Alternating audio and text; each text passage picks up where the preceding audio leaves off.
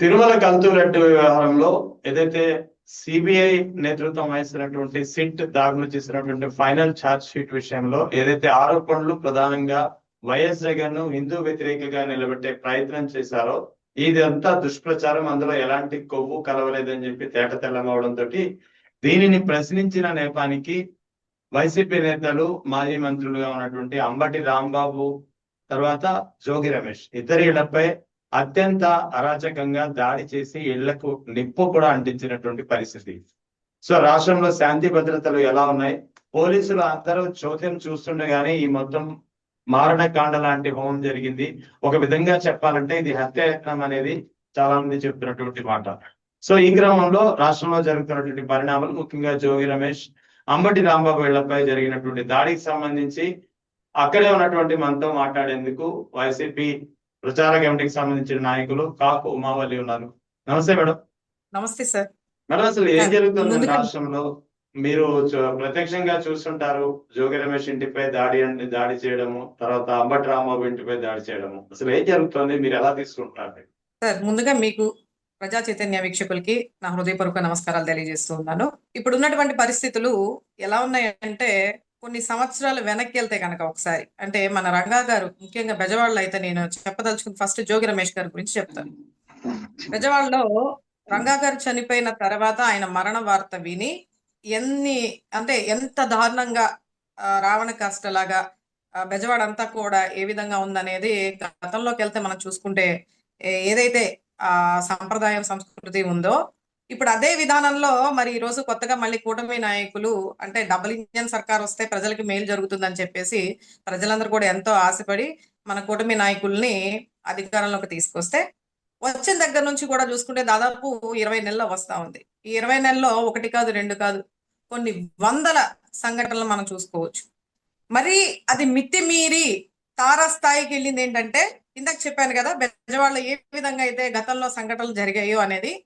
ఈ రోజు ఇళ్ల మీదకి వెళ్ళి సజీవ దహనాలు చేసే విధంగా ఇంట్లో ఆడవాళ్ళు ఉన్నారా, పిల్లలు ఉన్నారా, పెద్దవాళ్ళు ఉన్నారా అనేది కూడా ఆలోచించకుండా వాళ్ళ ఇష్టారాజ్యంగా చట్టాన్ని చేతుల్లోకి తీసుకొని ఒకళ్ళకొకళ్ళు అంటే ఎలా ఉందంటే సార్, ఇది మాకేదో కోపం వచ్చింది, మీ కక్ష సాధింపు చర్యలు తీర్చుకోవాలి అని చెప్పేసి మీరు వెళ్ళిపోండి, ఏదో చిన్నపిల్లలు కొట్లాడుకున్నట్టుగా అసలు దాన్ని ఏ విధంగా వివరించాలో కూడా అర్థం కానటువంటి పరిస్థితి. అటువంటి పరిస్థితిలో ఈ రోజు రెచ్చగొట్టే ప్రయత్నాలు చేసి ఇళ్ల మీదకి ఫైర్ అంటే పెట్రోల్ బాంబులు ఇసిరేటటువంటి తారస్థాయికి దిగజారిపోయి వాళ్ళ యొక్క క్షణిక ఆవేశాన్నో మరి లేదంటే వాళ్ళకి ఓర్చుకోలేని తనమో లేదంటే అంతకు మించిపోయి మనుషుల్ని చంపాలి, హతమార్చాలి అన్న విధానంలోకి వాళ్ళ యొక్క ఆలోచనలు వెళ్తున్నాయి. చూసారా? ఇది నిజంగా ఎంత దారుణమైనటువంటి పరిస్థితులు మనం చూస్తూ ఉన్నామంటే, నిజంగా రాజకీయాలంటే విమర్శలు ప్రతి విమర్శలు చేసుకోవడం, ఒకరికొకరు మాట్లాడుకోవడం అనేది గట్టిగా వాదించుకోవచ్చు. రాజకీయాల్లో ప్రజల తరపున మాట్లాడాలి తప్ప ఈ వాదనలు అనేవి ఉంటాయి తప్ప ఒకరి మీద ఒకరు దాడులు చేసుకోవడం ఏంటి సార్ ఇంత దారుణంగానా? ఎన్నడైనా చూసామా ఈ భారతదేశ చరిత్రలో? అంటే నాకు వేరే స్టేట్స్ ఏమో తెలియదు, మన ఆంధ్రప్రదేశ్ లో గతంలో నేను చెప్పినట్టు రంగా గారి విషయంలో తప్ప తర్వాత ఇలా ఏ చిన్న కారణం అంటే కారణాలు కూడా లేవు వెతకాలన్నా కూడా. అసలు వాళ్ళ ఇంటి మీదకి జోగి రమేష్ గారు ఇంటి మీదకి వెళ్ళడానికి కారణం ఏంటండి అంటే, జోగి రమేష్ గారు ప్రశ్నించారు, గట్టిగా మాట్లాడారు. మీరు మాట్లాడే ఇప్పుడు కూటమి నేతలు మాట్లాడే మాటల ముందు జోగి రమేష్ గారు పెద్దగా ఏమనలేదే. వాళ్ళు మాట్లాడి అంటే ఒకసారి వీడియోలో ఒకసారి చూసుకోండి, సోషల్ మీడియాలో ఏ విధంగా హల్చల్ అవుతున్నాయో. వంగలపూడి అనిత గారు ఇప్పుడు ఆవిడ హోమ్ మినిస్టర్ గా వ్యవహరిస్తా ఉన్నారు. ఆవిడ గతంలో మాట్లాడిన మాటలు ఏ విధంగా ఉన్నాయో చూడండి. అసలు ఎంత వల్గర్ గా ఒక తల్లిని, ఒక అమ్మ అనే పదానికి పర్యాయ పదాలు ఎంత అసహ్యంగా అభివర్ణించి చెప్పారన్నది ఒకసారి చూడండి. గతంలో జగన్మోహన్ రెడ్డి గారు ముఖ్యమంత్రిగా ఉన్నప్పుడు ఆయన ఎన్ని విధాలుగా ఇప్పటికీ కూడా అంటే ముఖ్యమంత్రిగా ఉన్నప్పుడు కూడా ఆయన ఇష్టం వచ్చినట్టు చెప్పులతో కొడతాం, చేటలతో కొడతామని పవన్ కళ్యాణ్ గారు, ఒక పక్కన మంగళపూడి అనిత గారేమో ఆయన్ని రకరకాలుగా మాట్లాడడం, నత్తి పకోడి అని చెప్పేసి ఏది పడితే అది నోటికి ఏదొస్తే అభ్యంతరకరమైనటువంటి వ్యాఖ్యలు చేసినారు. వీళ్ళందరూ కూడా అయ్యన్న పాత్రుడు గారు కావచ్చు, మొన్న కూడా మాట్లాడడం జగన్ ఓడిపోయారే కానీ చనిపోలేదే అని అంత పబ్లిక్ గా ఒక మనిషి మరణాన్ని, హింసని కోరుకునే విధంగా వీళ్ళు మాట్లాడుతున్నారంటే అసలు ఏ విధంగా ఉందో చూడండి. చంద్రబాబు నాయుడు గారు ఈ రోజు రాష్ట్రానికి ముఖ్యమంత్రి అని చెప్పేసి చాలా గొప్పగా చెప్తున్నారు ఒక వర్గం జాతి వారు. అది నిజమై ఉండొచ్చు, చాలా గొప్పవారై ఉండొచ్చు, ఆయనకి 40 సంవత్సరాల రాజకీయ అనుభవం ఉండొచ్చు, 4 సార్లు ముఖ్యమంత్రి అయి ఉండొచ్చు, కానీ ఆయన మాట్లాడే విధానం ఏ రోజన్నా జగన్మోహన్ రెడ్డి గారు మాట్లాడేదే తప్ప వ్యంగ్యంగా ఎక్కడన్నా మాట్లాడతారు తప్ప బూతులు కానీ తల్లిని అభివర్ణించి కానీ ఇంట్లో పర్సనల్ విషయాలు కానీ బాడీ షేమింగ్ కానీ చేసి ఏ రోజు జగన్మోహన్ రెడ్డి గారు మాట్లాడలేదు. కానీ చంద్రబాబు నాయుడు గారు మరి అంత అనుభవం ఉన్న వ్యక్తి ఏం మాట్లాడారండి? జగన్మోహన్ రెడ్డి గారు ముఖ్యమంత్రిగా ఉన్నప్పుడే నీ పుట్టుకే తప్పుడు పుట్టుక అని చెప్పేసి నిండు సభలో ప్రచారం మాట్లాడారు. మరి ఆయన మీద ఆ రోజే మేము జగన్మోహన్ రెడ్డి గారు సీరియస్ అయ్యి ఒక ముఖ్యమంత్రి స్థాయిలో ఉన్న వ్యక్తి అరే నన్ను ఇలా మాట్లాడతాడని చెప్పేసి ఆయన మీద కేసులు పెట్టి ఆయన హింసించాలనుకుంటే క్షణం పట్టదు. అది నిజమా కాదా చెప్పండి సార్. ఈరోజు అంత అంత బరితగ్గించి అంత దారుణమైన మాటలు మాట్లాడారు. అంటే నీ పుట్టుకే తప్పుడు పుట్టుక అని చెప్పి జగన్మోహన్ రెడ్డి గారు అంటే ఆయన తల్లిని అన్నట్టు కదా అది. మీ ఇళ్లలో ఉన్న వాళ్ళే ఆడవాళ్ళ, మీ ఇంట్లో ఉండే వాళ్ళే భార్యలా, మీ ఇంట్లో ఉండే చెల్లిళ్ళా, ఇంకెవరికి అభిమానాలు ఆత్మాభిమానాలు తల్లి చెల్లెలు ఎవరి ఇళ్లలోనూ లేరా? ఎవరింట్లో ఆడవాళ్ళు కదా? మీ పార్టీలో ఉన్న వాళ్ళే ఆడవాళ్ళ, వాళ్ళకే సంబంధిస్తుందా ఇవన్నీ కూడా? మా తల్లిని అన్నారు, మా చెల్లిని అన్నారని చెప్పేసి ఇన్ని మాటలు మాట్లాడి ఏదో ఒక వంకతో ఈ రోజు దిగజారిపోయి రాజకీయాలు చేస్తా ఉన్నారు సార్. చెప్పండి. ఇప్పుడు ఒక్కొక్కరు మంత్రులు కనుక తీసుకుంటే, ఇప్పుడు మంత్రులుగా పెద్ద మనుషులుగా చలామణి అవుతున్నారు కదా, వాళ్ళందరినీ తీసుకుంటే ఎంతో మంది ఉన్నారు సార్. అయ్యన్న పాత్రుడు గారు కావచ్చు, అచ్చెన్నాయుడు గారు కావచ్చు, ఎంతమంది లేరు సార్ బూతులు మాట్లాడే నాయకులు. ఇప్పుడు పట్టాభి అతను ఏం మాట్లాడుతున్నా ఆయనకి తెలియదు ఇప్పటికీ. రే జగన్ నా జగన్ అని చెప్పేసి. అంటే వీళ్ళందరికీ ఇలా స్వేచ్ఛగా మాట్లాడే స్వేచ్ఛని ఎవరిచ్చారు సార్? గత 5 సంవత్సరాలు ఎవరిచ్చారు? వాళ్ళ ఇష్టానుసారంగా ఒక ముఖ్యమంత్రి లేదు, ఒక మంత్రి లేదు, ఎలా పడితే అలా మాట్లాడారు. మా గురించి చెప్తున్నారు, గతంలో మాట్లాడేశారు రౌడీలు, రౌడీ రాజకీయం, వైఎస్ఆర్సీపీ అంటారు. తప్పుడు ప్రచారాన్ని ఒక జనాల్లో ప్రోపగండ చేశారు. ఎవరో పార్టీ మొత్తంలో ఎవరో ఒకళ్ళిద్దరు ఏదో మాట్లాడితే దాన్ని పట్టుకొని పార్టీ మొత్తానికి ఆపాదించి ఒక విష ప్రచారాన్ని, ఒక చెడు ప్రచారాన్ని వైఎస్ఆర్సీపీ అంటే ఇది అనేది ఒక విధమైనటువంటి ప్రజల్లోకి తీసుకెళ్లారు. ఈ రోజు అసలు సిసలైన రౌడీయిజం ఏంటి, అవినీతి ఏంటి, దుష్ప్రచారం ఏంటి, ప్రజల దుర్మార్గం ఏంటి, రావణ కాస్ట్ ఏంటని ఈ రోజు కళ్ళారా చూస్తా ఉన్నారు. ఏముందని సార్ ఈరోజు జోగి రమేష్ గారి ఇంటి పైన అతి దారుణంగా పెట్రోల్ బాంబులతో అంత స్వేచ్ఛ ఎవరిచ్చారు? ఆ హక్కు ఎవరిచ్చారు? దగ్గరుండి నాయకులే ఇదేంటి సంఘటనలకు పాల్పడతా ఉన్నారు, రెచ్చగొడతా ఉన్నారు. ఇదంతా జరుగుతున్నప్పుడు పోలీసులు కూడా అక్కడే ఉన్నారు, అయినా ఏం చేయలేదా వాళ్ళు? కనీసం నిలువరించే ప్రయత్నం కూడా చేయలేదా? విచిత్రమైన సంఘటనని ఎందుకు అంటున్నామంటే, ఎక్కడన్నా ఏదైనా కక్షపూరిత రాజకీయాలు చేస్తా ఉంటే ఒకళ్ళ మీద ఒకళ్ళు దాడులు చేసుకుంటా ఉంటే కనీసం పోలీస్ వ్యవస్థ ఉంటుందని ప్రజల కన్నా అదొక భరోసా కూడా లేకుండా అయిపోయింది. ఈ రోజు పక్షపాతంగా ఒక సైడే ఉండి ఏదో వాళ్ళ మోచేతి నీళ్లు తాగుతున్నట్టుగా, అంటే వీళ్ళకి ఎక్కడ ప్రమోషన్లు పోతాయో లేదంటే వీళ్ళకి ఎక్కడ ఉద్యోగాలు పోతాయో అనే ఉద్దేశంతో పైన నాయకులు ఏదైతే ఆదేశిస్తారో దానికి అనుగుణంగా వాళ్ళు నడుచుకుంటున్నారు తప్ప ఏదో నామకే వాస్తు.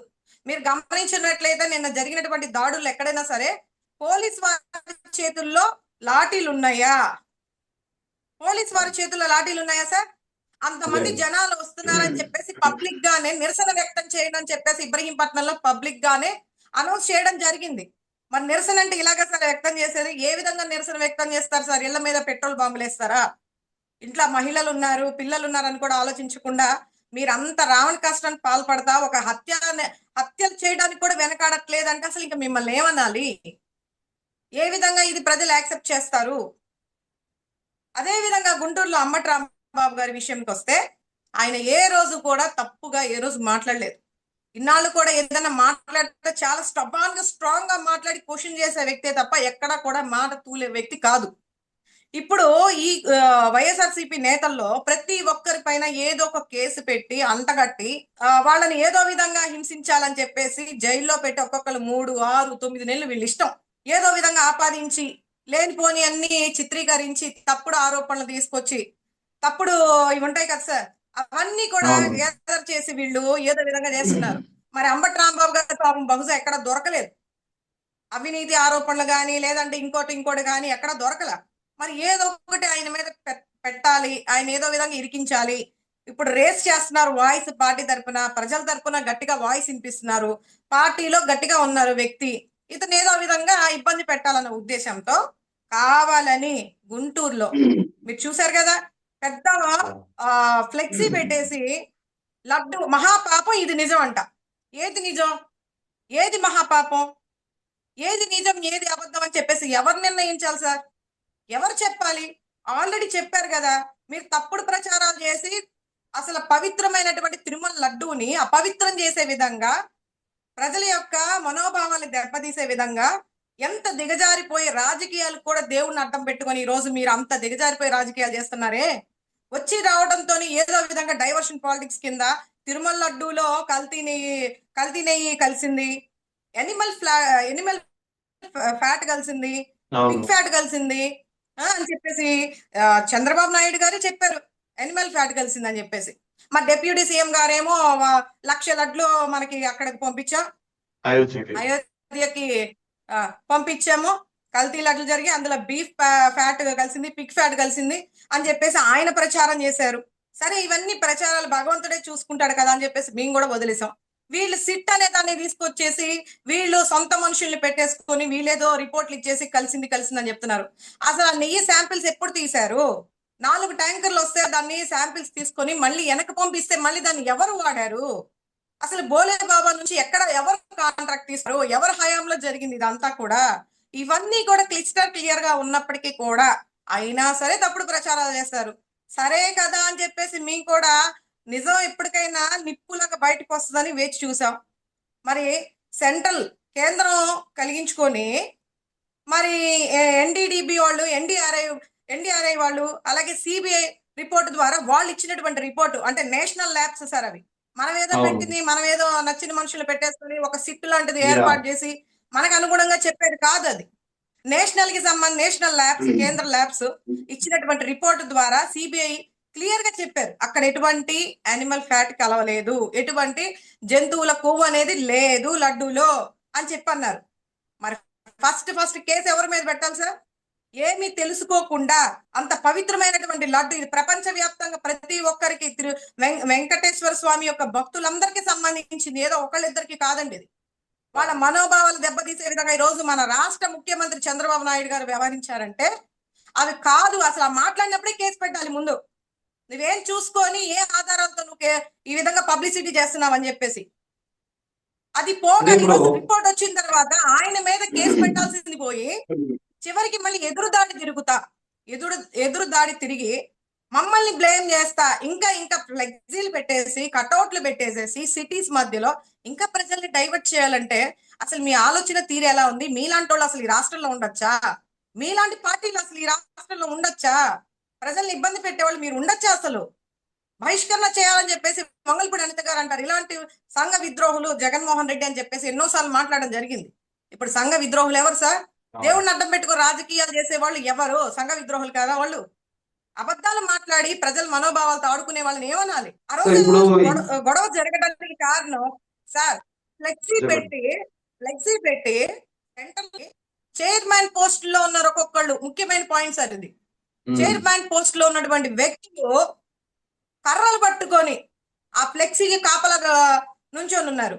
అంటే అంబటి రాంబాబు గారు ఇటు వస్తారు, ఆయన ఏదో విధంగా రెచ్చకూడదాం, ఆయన ఏదో విధంగా దుర్భాషలు ఆడదాం, ఆయన పైన ఏదో విధంగా మాట్లాడదాం బూతులతో, ఏదో విధంగా వాళ్ళు వెక్స్ అయిపోయి ఏదో విధంగా మాట్లాడినప్పుడు మన ఆ రీజన్ పట్టుకుని ఏదో ఇరికించేయచ్చు. ఇంకా ఆయన ఒక్కడే ఉన్నాడు, కేసు ఏదో విధంగా పెట్టాలి. ఆల్మోస్ట్ అందరిని తీసుకెళ్లిపోయారు కదా సార్. ఇప్పుడు జైలు కూడా సరిపోవట్లేదు అంట. నెల్లూరు కానీ, రాజమండ్రి కానీ, విజయవాడ కానీ ఎక్కడ సరిపోవట్లేదు. వాళ్ళ కక్ష తీరా ఒక్కొక్కరిని నెల, 2 నెలలు, 3 నెలలు, 6 నెలలు వాళ్ళ ఇష్టం అన్నమాట. ఈ రోజు అంబటి రాంబాబు గారిని ఆ వంకతో సార్ ఇప్పుడు కారులో వెళ్తున్నారు, అడ్డగించారు. మీరు చూసే ఉంటారు ఆ వీడియోలు. కారు మీద దాడి చేశారు. మేడకు వచ్చి ఆడవాళ్ళని కూడా లేదు. అసలు మహిళలు అంటారా సార్ వాళ్ళని? ఒక మహిళ ఉన్నది, ఆవిడ వయసు ఎంత, ఆవిడ మాట్లాడే పద్ధతి ఏంటి? కారు మీద దబ్బా చేత్తో కారు మీద కొట్టి కారు మీదకి వెళ్ళిపోయి మగవాళ్ళని కూడా చూడకుండా, అంటే మగవాళ్ళ మీదకి ఆడవాళ్ళని అంటాం కానీ వాళ్ళు ఇటు వచ్చిన ప్రాబ్లం వీళ్ళు అటు వెళ్ళిన ప్రాబ్లమే కదా, వెళ్ళకూడదు కదా. అది కూడా దౌర్జన్యం చేసి కారుని కొడతా ఉంటే అడ్డుపడిపోయి రెచ్చగొట్టేసి దుర్భాషలాడి బూతులు తిట్టి మాట్లాడుతా ఉంటే ఎవరన్నా వెక్స్ అయిపోయి మాట్లాడరు సార్? ఇదేమన్నా గాంధీ గారు ఉన్నటువంటి యుగమా? అంత శాంతియుతంగా నవ్వుతూ సమాధానం చెప్తారా వాళ్ళు ఆ విధంగా రెచ్చగొడతా ఉంటే? సరే చెప్పారే అనుకోండి, అన్నారే అనుకోండి, మాట తూలారు, వెంటనే ఇమీడియట్ గా నాకు తప్పు అయిపోయింది, నేను చంద్రబాబు నాయుడు గారిని అనలేదు, అక్కడ నన్ను ఎవరైతే ఇబ్బంది పెట్టారో వాళ్ళని అన్నాను, పైగా వాళ్ళని అనడం కూడా తప్పే అని చెప్పేసి ఆయన ఒప్పుకున్నారు కదా. అవును, సారీ చెప్పారు కదా, ఇమ్మీడియట్ గా సారీ చెప్పారు కదా. అయినా అవును. సరే వాళ్ళు ఏంటంటే ఒక పక్క ప్లాన్డ్ గా వచ్చారు కదా సార్. ఇప్పుడు సారీలతో ఏం పని వాళ్ళకి? ఏదో విధంగా ఇప్పుడు ఆయన అరెస్ట్ చేయాలి ఆ వంకతో వెళ్ళి అంత దారుణంగా ఆఫీసులో గాని ఇంట్లో గాని ఒకడైతే అగ్గి పుల్లలు గీసి కిటికీలో ఇసిరేస్తున్నాడు సార్. పోలీసు వాళ్ళు అవును. పక్కనే ఉన్నారు. ఏం చేస్తున్నారు సార్ ఇది? అంటే వాళ్ళు దగ్గరుండి చేపిస్తున్నారు. ఎస్కాట్ అన్నమాట. ఎవరికి? ఈ పని చేసే వాళ్ళందరికీ ఒక ఎస్కాట్ గా పక్క నుంచొని వీక్షిస్తా ఉన్నారు. ప్రేక్షక పాత్ర వహిస్తా ఉన్నారు పోలీసు వారు. ఇప్పుడు ఈ ఓవరాల్ ఎపిసోడ్ లో ఒక విషయం చెప్పండి నాకు. ఫస్ట్ అంబటి రాంబాబుని టార్గెట్ చేశారు. ఆయన గతంలో వంగవీటి రంగా అనుచరుడు. తర్వాత జోగి రమేష్ ఇంటిపై నిప్పంటించారు, దాడి చేశారు. ఆయన కూడా వంగవీటి మోహన్ రంగా అనుచరుడు. అంటే ఇక్కడ వంగవీటి మోహన్ రంగా అనుచరుని టార్గెట్ చేసే ప్రయత్నం ఒక్కొక్కటిగా జరుగుతోందా? కాపుల్ని టార్గెట్ చేసే క్రమంలో భాగంగా ఇదంతా ఒక కుట్రలో భాగంగా జరుగుతున్న పరిణామంగా మీరు తీసుకుంటారా? సార్ ఇప్పుడు మీరు అడిగిన క్వశ్చన్ కి నేను ఆన్సర్ చేశాను అనుకోండి. ఇప్పుడు కాపు సామాజిక వర్గం గురించి నేను మాట్లాడితే వీళ్ళు ఇప్పుడు ఏదో అవసరం వచ్చింది కదా, దాడులు చేసాయి కదా, కులాన్ని అడ్డం పెట్టుకొని కార్డును వాడుకొని యా. మాట్లాడుతున్నారు అని అంటారు. వాళ్ళిద్దరు అనుచరులే కావచ్చు, కానీ నష్టపోతుంది ఎవరు? అది మరి కూటమి నాయకులకి తెలియాలి. ఏ విధంగా వాళ్ళంటే పవన్ కళ్యాణ్ ని దృష్టిలో పెట్టుకొని చేస్తున్నారా, పదవి ఇచ్చినట్టే ఇచ్చి ఆయన వెనకాల గోతులు తవ్వుతున్నారు అనేది మరి వాళ్ళు అర్థం చేసుకోవాలి. నేను అవును. అంతగా డీప్ గా కుల వ్యవహారాల్లో నేనైతే పోలేను కానీ సార్, అది వాళ్ళకి తెలియాలి. కానీ ఈరోజు నష్టపోతుంది ఒక మాజీ మంత్రులుగా చేసిన వ్యక్తుల్ని. చిన్న మాట అవును. అనకుండానే వాళ్ళు వ్యంగ్యంగా మాట్లాడుతూనే తట్టుకోలేకపోతున్నారు. వీళ్ళు బూతులు మాట్లాడుతున్నారు. సరే, ఒకవేళ తప్పుగానే మాట్లాడారు అనుకోండి, చట్టపరంగా చర్యలు తీసుకోండి. అంతే తప్ప అవును. ఇళ్ల మీదకెళ్ళి తప్పు అని క్షమాపణ చెప్పినా సరే ఈ రోజు ఇళ్ల మీదకెళ్ళి దాడులు చేసేసి వాహనాలు ధ్వంసం చేసి ఆస్తి నష్టం, ప్రాణ నష్టం. అంబటి రాంబాబు గారి ఇంట్లో కూడా ఆడపిల్లలు ఉన్నారు. పెద్ద ఆవిడ అవును. భార్య ఉన్నది. అలాగే ఇద్దరు కూతుర్లు, చిన్న చిన్న పిల్లలు ఉన్నారు. వాళ్ళు భయంతో పైకి వెళ్ళిపోయి ఉన్నారంట. నిన్న ఆవిడ ప్రెస్ మీట్ లో చెప్తుంటే వాళ్ళ పెద్ద కూతురు అసలు నిజంగా అవునండి. ఇంత మానవత్వం లేకుండా ఇంత రాక్షసత్వం ఎలా ఉన్నారా ఈ జనాలు అనిపిస్తుంది సార్. నిజంగా అక్కడ ఉన్నటువంటి గుంటూరు ఎమ్మెల్యే గల్లా మాధవి గారు, ఆవిడైతే నిజంగా ఒక వీరనారి లాగా, ఏదో ఉద్యమకారిణి లాగా, ఏదో పెద్ద సాధించేస్తాం అనుకుని మీరు ఫీల్ అవుతున్నారో ఏంటో మరి తెలియదు. ఆయన మాట్లాడారు. దాని ముందు అదే విధంగా వీళ్ళ మీద చర్యలు తీసుకోవాలి కదా సార్. మరి ఆ ఎమ్మెల్యే అవును. గల్లా మాధవి గారిని అడుగుతున్నా నేను. అక్కడ ఒక మహిళ అంత దారుణంగా, మేము కూడా మాట్లాడలేం, లకారాలతో అంత దారుణంగా మాట్లాడిందే. గ్రంథాలయ చైర్మన్ అంట, వందనానో ఏమో పేరు ఆవిడ పేరు. అవునండి. ఆవిడ అవునవును. వయసు పెద్దది, ఒక పదవిలో ఉన్న చైర్మన్ పోస్టు, నామినేటెడ్ పోస్టు. వాళ్ళు కర్రలు పట్టుకొని నుంచొని రెచ్చగొట్టి అసలు పోస్టర్ అంటే ఆ ఫ్లెక్సీ పెట్టడమే హక్కు లేదు, పెట్టారు, రెచ్చగొట్టారు. కర్రలు పట్టుకునే అంత స్వేచ్ఛ వీళ్ళకి ఈ ప్రజాస్వామ్యంలో దొరికింది. అది పైన వంటి నాయకులు ఎవరు కల్పించారనేది ఆ భగవంతుడికి తెలుసు, అందరికీ తెలుసు, ప్రజలందరికీ తెలుసు. వాళ్ళు ఏ ధైర్యంతో సాహసించారనేది. పైగా రెచ్చగొట్టి, పైగా అంతంత మాటలు మాట్లాడితే వాళ్ళ మీద కూడా కేసు పెట్టి వాళ్ళని కూడా లోపలేయాలి కదా. ఎందుకు అవును. వదిలేస్తున్నారు? అక్కడ ఒక అతనైతే నువ్వు రారా చెప్తా, నీ చెయ్యి నరికేస్తా అన్నాడు. వాళ్ళల్లో ఎవరో ఒకళ్ళు. ఎవరిని? అంబటి రాంబాబు గారు నీ చెయ్యి నరుకుతానని అవును. చెప్పేసి. అంటే ఇంత దారుణంగా వాళ్ళు ఏదైనా మాట్లాడొచ్చు సార్. ఎందుకంటే వాళ్ళ ప్రభుత్వం ఉంది, వాళ్ళ చట్టం వాళ్ళ చేతుల్లో ఉంది. రెడ్ బుక్ రాజ్యాంగం కదా ఇది. అంబేద్కర్ అవును. గారు రచించినటువంటి రాజ్యాంగం నడవట్లా. రెడ్ బుక్ రాజ్యాంగం నడుస్తుంది కాబట్టి బహుశా ఇలాగే ఉంటాయేమో. కానీ ఒకటి చెప్తున్నా, అల్టిమేట్ గా ఇవన్నీ కూడా ప్రజలు గమనించాలి. ఎందుకంటే ఏమీ లేని దాన్ని పెద్ద ఎత్తున ప్రచారాలు చేసి రౌడీ రాజకీయం, రౌడీ వైసీపీ అంటే ఒక రౌడీ రాజకీయం చేస్తారు, ఒక రౌడీలు గోండాలని చెప్పి మాట్లాడుతున్నారు. మరి ఈ రోజు కూటమి నాయకులు, పర్టికులర్ గా టీడీపీ నాయకులు, ఎమ్మెల్యేలు, నాయకులు అందరు దగ్గరుండి చేపిస్తున్నారు. మరి Yes. దీన్ని ఏమంటారు? ఇళ్ల మీదకి వెళ్ళిపోయి అవును. దాడులు చేయడాన్ని ఏమంటారు? ఆడవాళ్ళని లెక్క చేయకుండా ఇళ్లలో ఫైర్ అంటే పెట్రోల్ బాంబులు మీరు ఎక్కడన్నా చూసారా గతంలో? అవును. పెట్రోల్ బాంబులు అంట మరి. ముందు నుంచి ప్రిపరేషన్ లేకుండా అప్పటికప్పుడు పెట్రోల్ బాంబులు ఎలా వస్తాయి సార్? ఏ నాయకుడు సపోర్ట్ లేకుండా పెట్రోల్ బాంబులు తీసుకుని అంతమందిని గ్యాదర్ చేసి ఒక్కసారిగా ఇంటి మీద పడిపోయి పెట్రోల్ బాంబులు ఇసిరేస్తున్నారంటే ఒకసారి ఆలోచించండి వాళ్ళ వైఖరి ఎలా ఉందనేది. జోగి రమేష్ గారిని ఇప్పుడు కాదు సార్, కూటమి ప్రభుత్వం ఏర్పడిన దగ్గర నుంచి వచ్చిన 2 నెలలకే ఆయన కుమారుడైనటువంటి పెద్ద కుమారుని అరెస్ట్ చేశారు ఏదో విధంగా. అతనికి రాజకీయాల సంబంధం లేదు. ఎక్కడో విదేశాల్లో ఉండి చదువుకున్నటువంటి వ్యక్తిని తీసుకెళ్లిపోయి అరెస్ట్ చేశారు. అయినా సరే వీళ్ళకి కక్ష తీరల. మళ్ళీ జోగి రమేష్ గారిని లిక్కర్ స్కామ్ ఏదైతే ఆయన అక్కడ జరుగుతున్నటువంటి అన్యాయాన్ని, అక్రమాన్ని బట్టబయలు చేసి చూపిస్తే చివరికి అటు తిరిగి ఇటు తిరిగి ఆయన మీదే పెట్టారు. తప్పుడు అవును. సాక్ష్యాలతో ఆయన మీదే పెట్టి ఆయన అరెస్ట్ చేసి 83 రోజులు జైల్లో పెట్టారు. అయినా సరే కక్ష తీరల. వాళ్ళ కుటుంబ సభ్యులు, భార్య పైన, చిన్న కుమారుడి పైన, ప్రతి ఒక్కరి పైన కేసు పెట్టారు. ఆయనతో పాటు తిరిగే ముఖ్యమైనటువంటి వ్యక్తుల పైన కూడా కేసులు పెట్టారు, అయినా తీరలేదు. ఇప్పుడు ఆయన ఏదో గట్టిగా ప్రశ్నించి జైలు నుంచి వచ్చిన తర్వాత చాలా స్ట్రాంగ్ గా, అంటే జైలుకి వెళ్లే ముందు ఎలా ఉన్నారో జైలుకి వచ్చాక కూడా అలాగే ఉన్నారు కదా. మన వాళ్ళు తట్టుకోలేకపోయారు. ఆత్మాభిమానం చంపుకోకుండా ఆయన ఎక్కడో ఏదో అన్న విధంగా వాళ్ళకి ఏదో అహం దెబ్బతిని ఉంటది బహుశా. అందుకనే ఏదో విధంగా ఈయన ఇంకా ఇబ్బంది పెట్టాలి, టార్గెట్ చేశారు. ఇంకా ఇబ్బంది పెట్టాలి, ఇంకా ఇబ్బంది పెట్టాలని ఈ రోజు అంబటి రాంబాబు గారు జరిగినటువంటి అన్యాయాన్ని దృష్టిలో పెట్టుకొని ఆయన ఎక్కడో తిరుపతిలో తంబళపల్లి వాయిదాకి తిరుపతి వెళ్తే అక్కడ ఉండి మాట్లాడడం జరిగింది. ఆ మాట్లాడిన దాంట్లో కూడా ఏం తప్పు ఉంది సార్? లోకేష్ గారికి కొవ్వు తగ్గింది కానీ చిప్పు దొబ్బింది, ఏం చేస్తున్నారు వాళ్ళకే తెలియట్లేదు అన్నాడు. వీళ్ళు మాట్లాడే మాట కంపేర్ చేసుకున్నది పెద్ద విషయం ఏమీ కాదు మాకు తెలిసి. ఎందుకంటే కంపేర్ చేయాలంటే వాళ్ళ వీడియోలు మా వీడియోలు కూడా పక్కన పెడితే తెలుస్తుంది వాళ్ళు మాట్లాడే మాటలు ఎంత అద్భుతంగా ఉన్నాయి ఏంటనేది. అయ్యేం సుమతి శతకాలు కాదు కదా.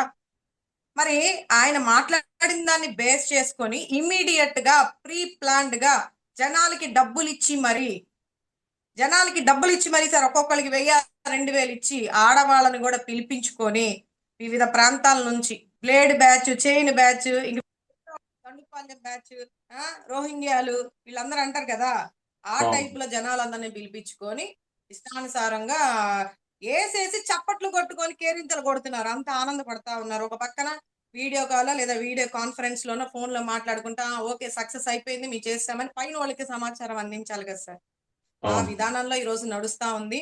నిజంగా ఇదంతా కూడా ప్రజలు గమనించాలి. నేను డైరెక్ట్ గా ప్రజలకే అప్పీల్ చేసుకుంటా ఉన్నా, గమనించండి ఏది ఇది వాస్తవం ఏది అవాస్తవం అనేది గమనించండి. నాయకులు ఎప్పుడు కూడా ఈ రోజు శాశ్వతం కాదు. ఈ రోజు కూటమి నాయకత్వం ఉండొచ్చు, 2 సంవత్సరాలు అయిపోయింది ఆల్రెడీ, మహా అయితే ఎన్నాళ్ళు ఉంటారు? పోలీసు వారు కూడా మరి పోలీస్ వ్యవస్థ ఇంత దారుణంగా వన్ సైడ్ ఉండి ప్రజలకు అన్యాయం చేస్తా ఉన్నారు. ఇది చాలా దారుణం. ఖచ్చితంగా రాబోయే రోజుల్లో ప్రజలు ఖచ్చితంగా పాఠం చెప్పే రోజులు వస్తాయి. ప్రజలు ఈ రోజు మౌనంగా ఉండొచ్చు, కానీ అవకాశం వచ్చినప్పుడు ఓటు అనే హక్కుతో ఇవన్నీ కూడా మీకు బుద్ధి చెప్పే రోజులు దగ్గరుండే. అదే విధంగా ఈ రోజు మీరు చేసేదానికి 3 ఇంతలు, అంటే మీరు కర్రలు పట్టుకొని ఉంచున్నారు, మాకు కర్రలు పట్టుకొని ఉంచడం చేతకాక కాదు. ఈ రోజు మీరు కొత్త సంస్కృతిని తీసుకొచ్చి కావాలని ఏదో చిన్న మాట అన్న దాన్ని రాద్ధాంతం చేసి ఇళ్ల మీదకి వెళ్లే అంత దారుణానికి పాల్పడుతున్నారంటే, ఎవరైతే ఈ దారుణాలకు పాల్పడతా ఉంటారో వాళ్ళందరికీ కూడా తిప్పి ఇచ్చే రోజులు ఖచ్చితంగా ఉంటాయనేది ప్రతి ఒక్కరు కూడా గమనించుకొని నడుచుకోండి ఇప్పటి నుంచి అయినా అనేది విన్నపం చేస్తూ ఉన్నా. Right madam, thank you very much. Thank you madam, thank you.